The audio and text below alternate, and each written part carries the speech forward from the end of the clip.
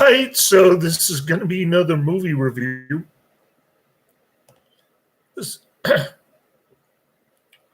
this one's called Scarlet Street, pardon the frog in my throat. 1945. I'm giving this one 5 out of 5 stars. I love this flick. The movie poster is awesome. We love Joan Bennett on this channel. She was great in the Woman in the Window. However, I didn't like Manhunt. The Fritz Lang.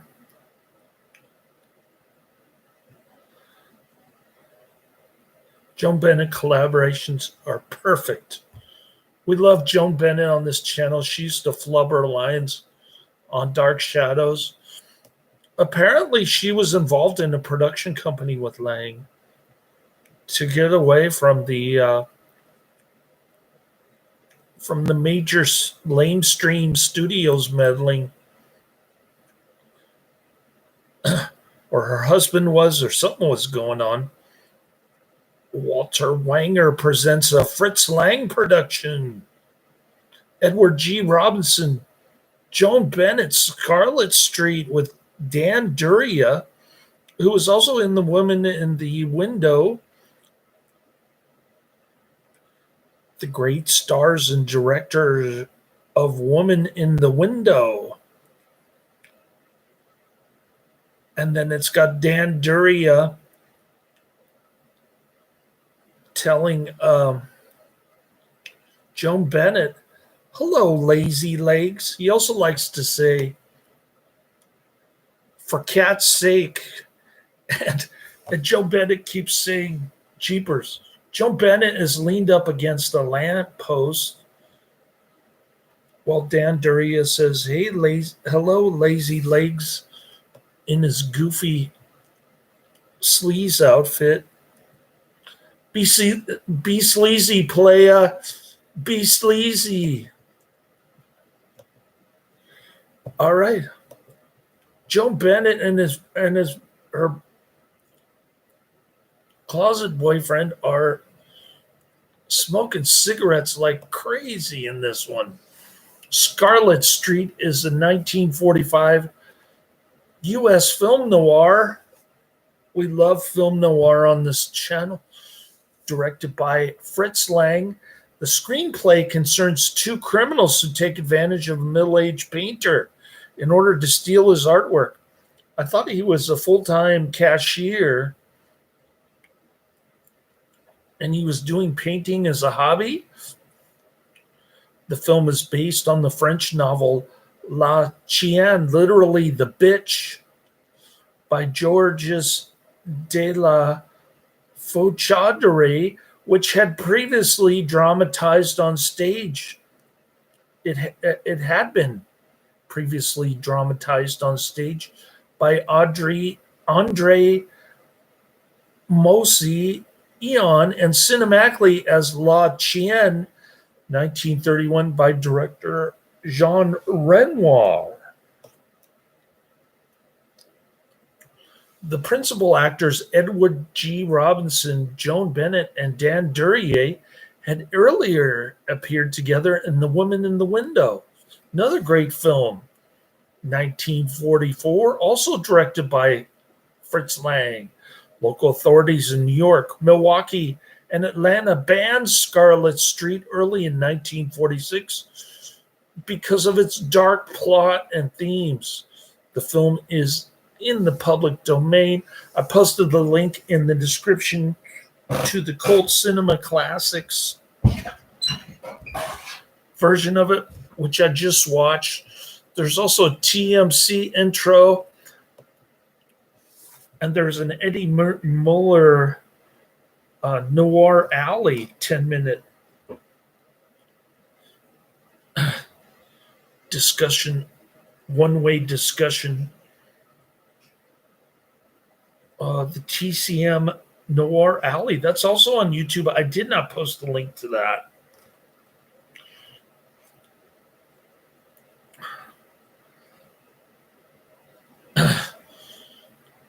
New York, 1934, Christopher Criss Cross.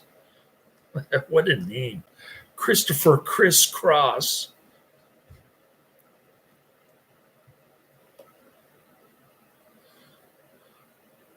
That sounds like the name of an 80s pop musician.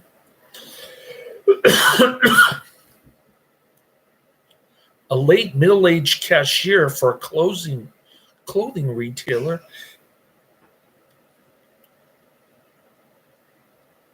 is feted by his employer for 25 years of service. He gets a cool-looking watch.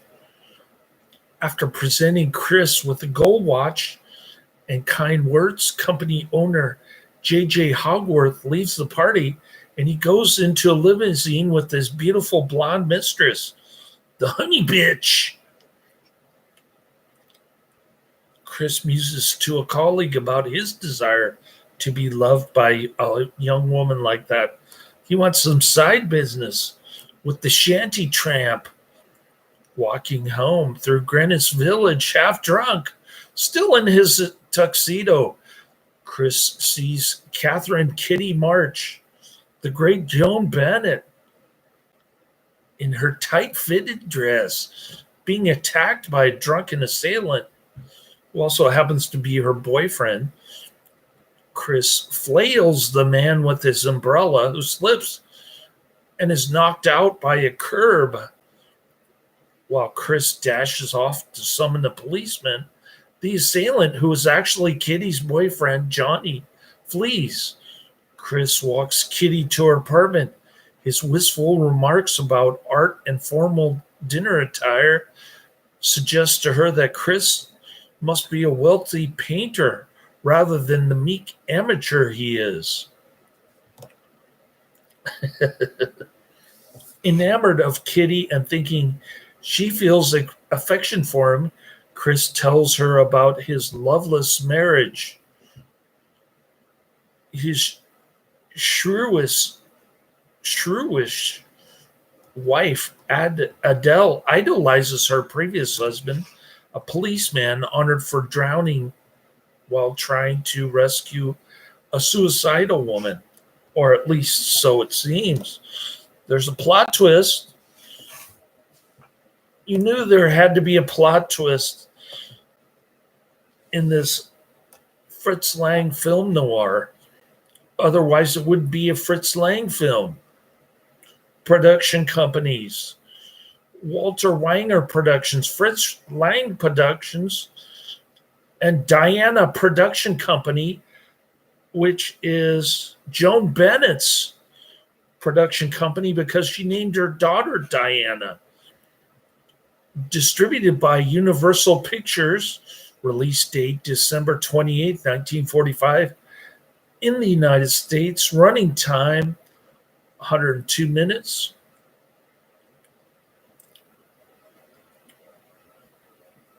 Country, United States, language, English, a budget of $1,202,007, and a box office of $2,948,386. So you could say that this was a financial success,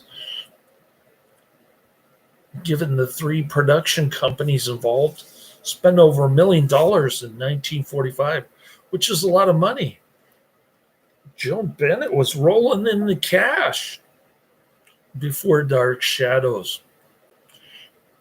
Needing funds for a shady business deal, Johnny believes that Kitty should play on Chris's naivete and feigned romantic interest to swindle him. So we got the Black Widow, the Kitty.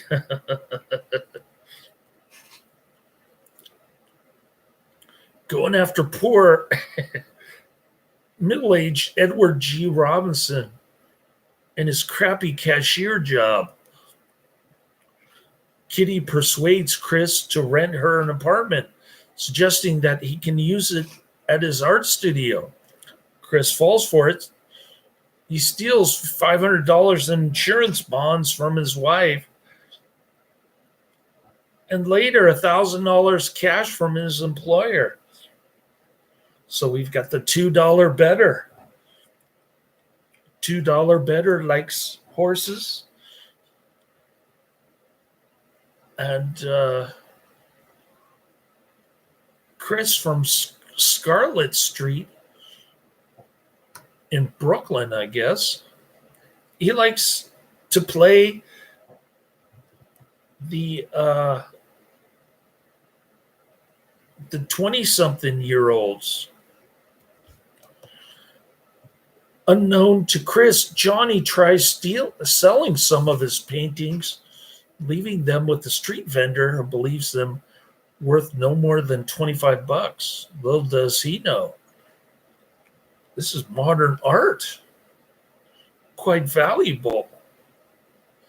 They attract the interest of art critic Damon Janeway, who declares the work original and brilliant. This is what passes for art in 1945 Greenwich Village. After Johnny persuades Kitty to pretend that she painted them, she charms Janeway with Chris's own views about art. She's playing both Chris and the art critic at the same time. Captivated by the paintings in her, Janeway advances Kitty's career, which is non-existent. However, Adelaide sees her husband's paintings, signed Catherine March, in the window of an exclusive art gallery, and Adelaide accuses Chris of copying March's work. Chris confronts Kitty, who claims that she had sold them because she needed the money.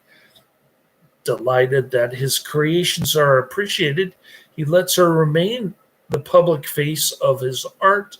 It becomes a huge commercial success, but Chris never receives a dime. This Chris dude is being played like a fiddle, and you've got to see Joan Bennett's reaction when he asks her to marry him. Adele's supposedly dead first husband, Higgins, appears at Chris's office to extort money from him. Higgins disappeared after discovering $2,700 in the purse of the woman he had tried to save.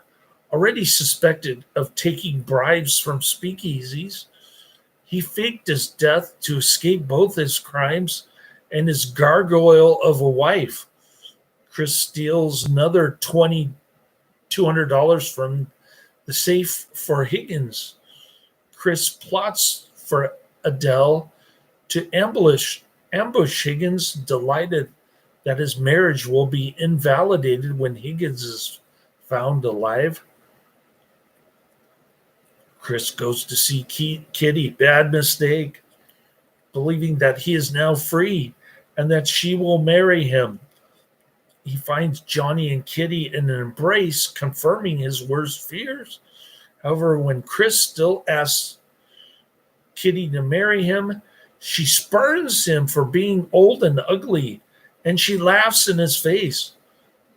What a great actress, Joan Bennett. Putting the old dirty man, Edward G. Robinson, in this place.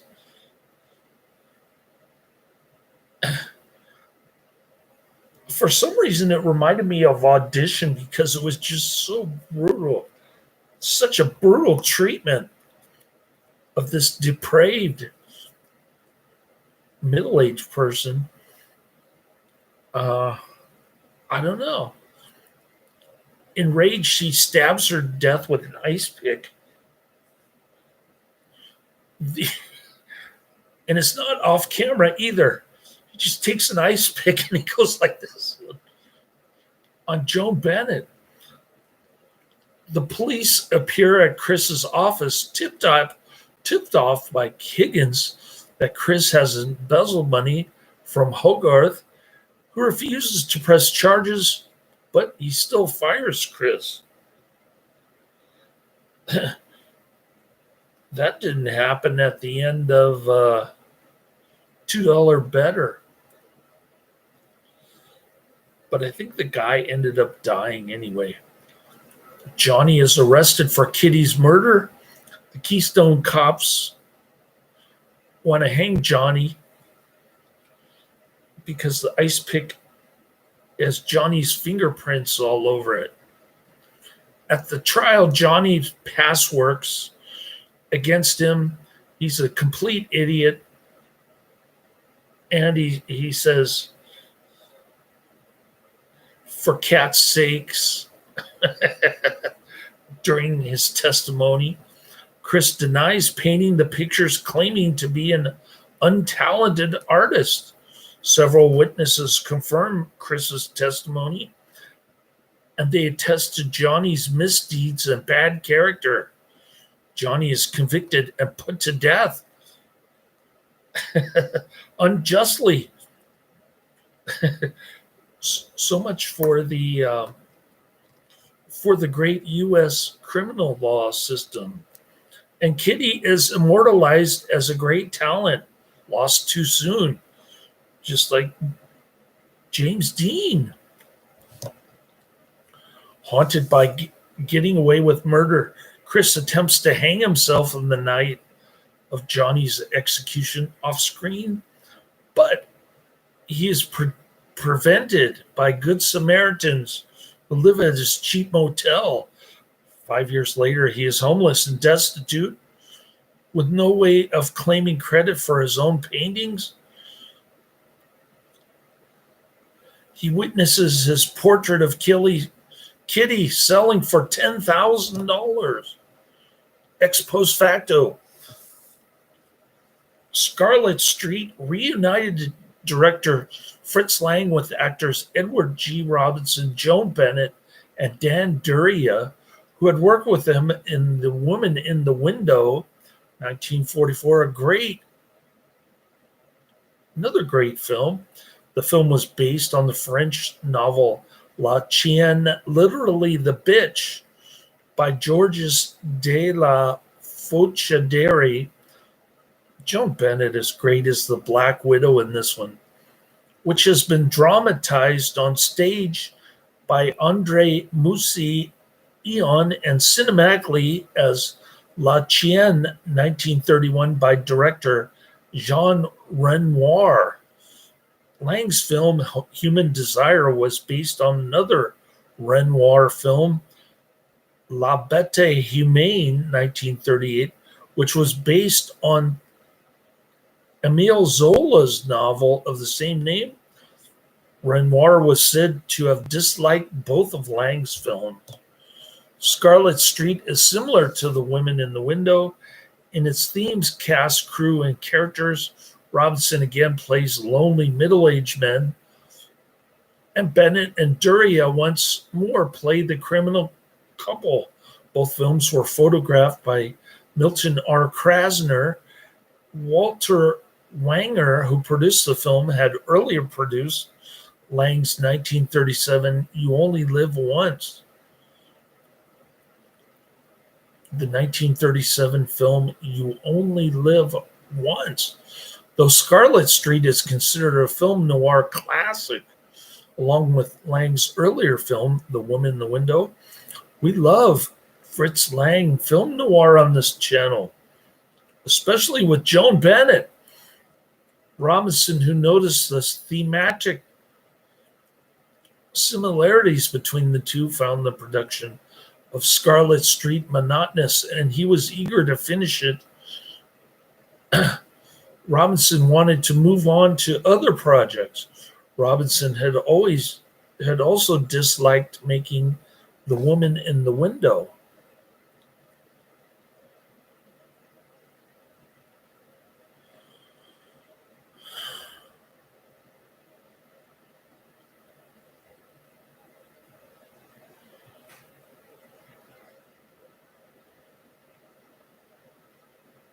All right.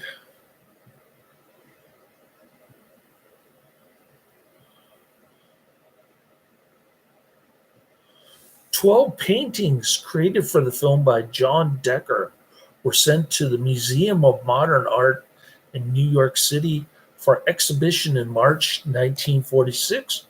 According to Variety, the film earned rentals of $2.5 million in the United States.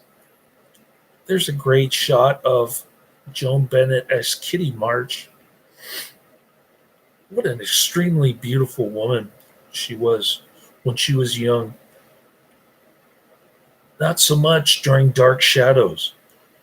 New York Times film critic Bosley Crowther gave the film a mixed review. He wrote, "But for those who are looking for drama of a film, an incisive sort, Scarlet Street is not likely to furnish a particularly rare experience." Dudley Nichols wrote the story from a French original, in which it might well have had a stinging and grisly vitality. In this presentation, however, it seems sluggish and a manufactured tale, emerging from much more from sheer contrivance than from the passions of the characters involved and the slight twist of tension which tightens around the principal character is lost in the middle of the picture when he is shelved for a dull stretch of plot. In the role of the love-blighted cashier, Edward G. Robinson performs monotonously and with little illumination of an adventurous spirit seeking air. And as the girl whom he loves, Joan Bennett, is static and colorless, completely lacking the malevolence that would flash in her evil role. We like Joan Bennett as static and colorless. It reminds me of the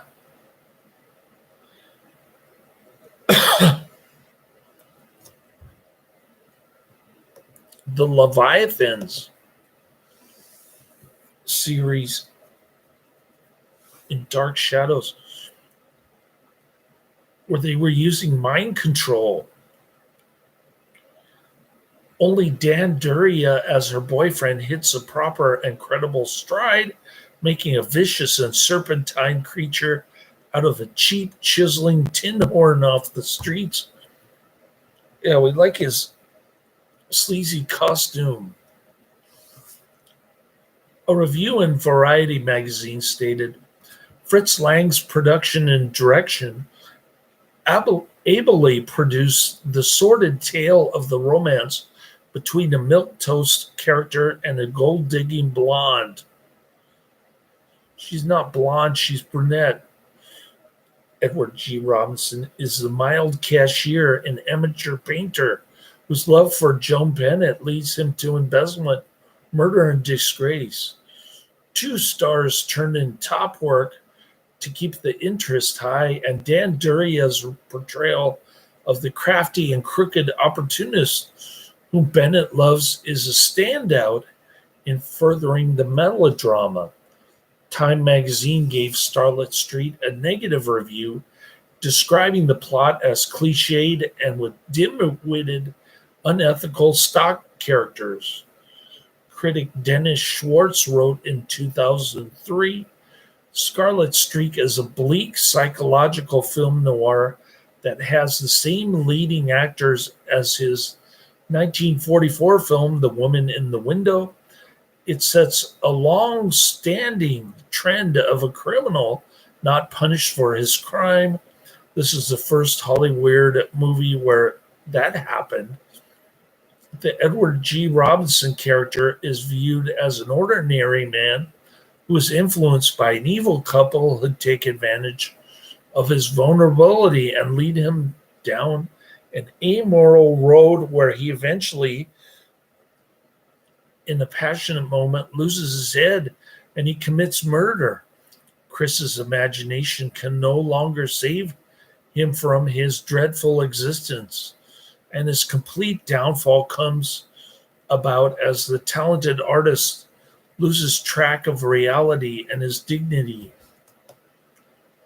In 1995, Matthew Bernstein wrote in Cinema Journal, the film is dense, well-structured film noir and has been analyzed and interpreted numerous times. Some of the earliest interpretations came from censors in 3 different cities, adding on January 4th, 1946, the New York State Censor Board banned Scarlet Street entirely, relying on the statute that gave it power to censor films that were obscene, indecent, immoral, inhuman, sacrilegious, or whose exhibition would tend to corrupt morals or incite to crime.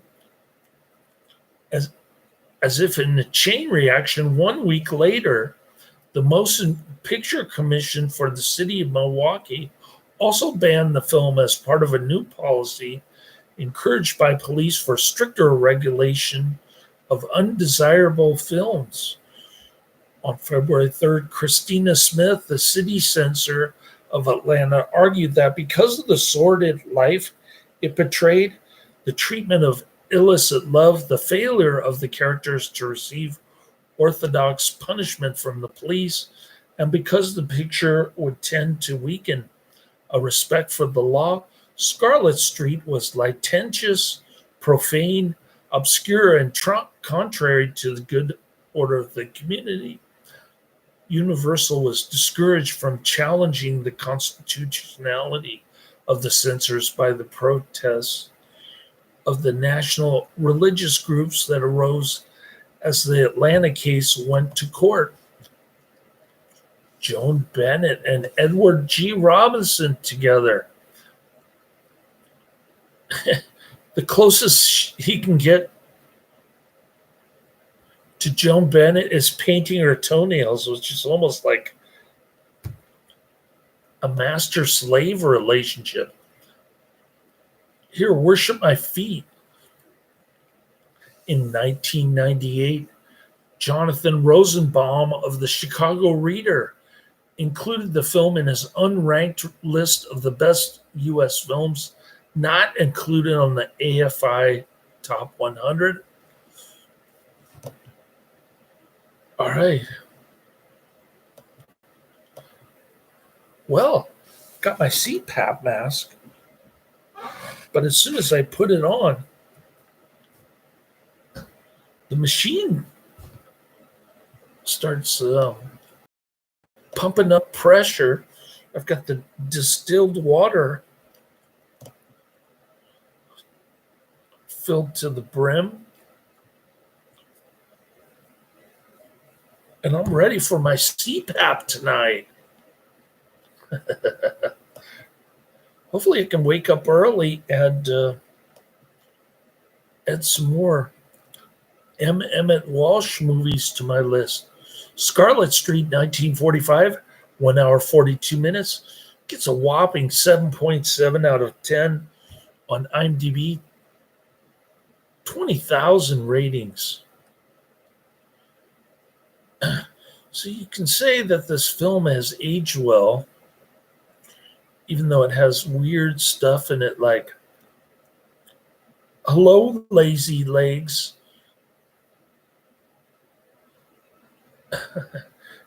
And for cat's sake and jeepers.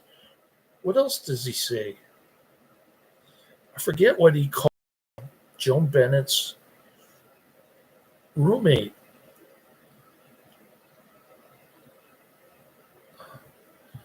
Here's a review from Steven-357 on IMDb. The title of the review is a defining film of classic noir.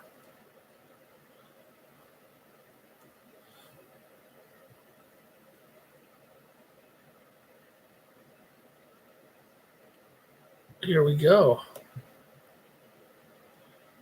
Chris Cross is a bank cashier who has just given He's just been given a gold watch by his boss for years of faithful service. Chris has three gifts which are highly sought and cannot be bought: honesty, integrity, and talent. Not for long after watching his boss. The first two earned him the gold watch, but the third is something he keeps to himself. He's a Sunday painter who paints from the inside out as a means of escaping his colorless life and loveless marriage. I used to watch Netflix DVDs during my second marriage. That was my escape. Chris is a man who loves beauty but has none himself. And so he fantasizes about some pretty girl that might see beyond his exterior to the man inside. Good luck with that. She's just a gold digger. Welfare, keep away from him. And so one late rainy night, chance places a beautiful damsel in distress in the path, and after saving the girl from the villain, he falls desperately in love, and to his amazement, the girl loves him back. But things are not what they seem, and in the short while, Chris will trade in the three gifts he does possess for something he can never have: one of the defining films of classic film noir. Agreed. I put Fritz Lang in the top 10 film noir category. Definitely has some talent in this area, more like this. The Woman in the Window, which I've already watched and reviewed. The Big Heat, which I've already watched and reviewed. The Stranger with Edward G. Robinson, Loretta Young, and Orson Welles. Got to check that one out, see if I can add it to my list. And then there's Spencer Tracy and Fury. So I'll check out the last two, see if I can add them to my list. According to Ben Mankiewicz on TCM, when first released, local censor boards in New York, Milwaukee, and Atlanta banned this film entirely for being licentious, profane, obscure, and contrary to the good order of the community. The story takes place in 1934, but all of Margaret Lindsay's Joan Bennett's clothes, shoes, and hairstyles are strictly in the 1945 mode. Fashions had changed considerably during the intervening 11 years. The featured taxicab is a late 1930s vintage, about 3 years too new.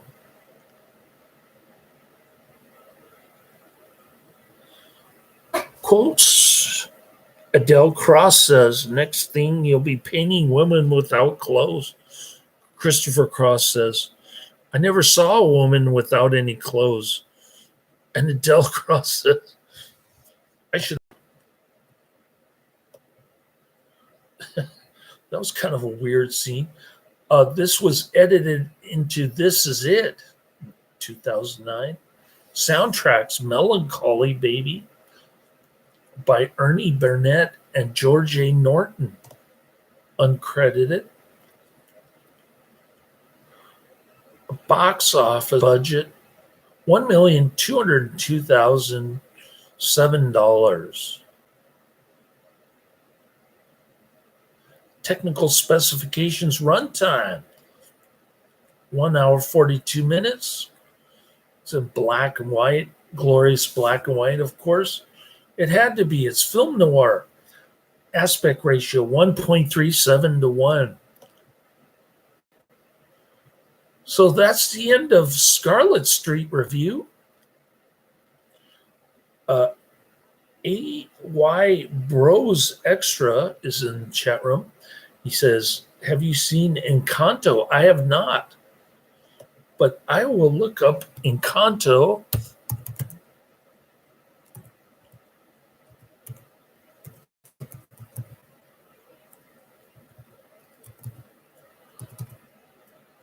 And those other two movies, Encanto 2021.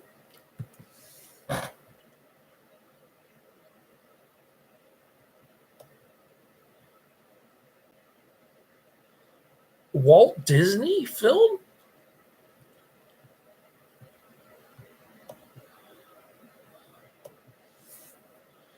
Okay, I don't think I can add that to my list because it's only on Disney Plus.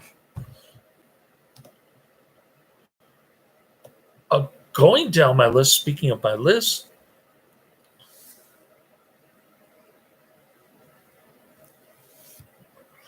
in between each movie that I mentioned, I'm watching Footprints of God with Stephen Ray, 2014. I'm about halfway through it. I'm on the Queen Mama Mary portion of Footprints, followed by Around the World in 80 Days, 1956. Another episode of Footprints, followed by Death Warrant, 1990. Another episode of Footprints, followed by Savat, 1995. And those are the three movies coming down the pike later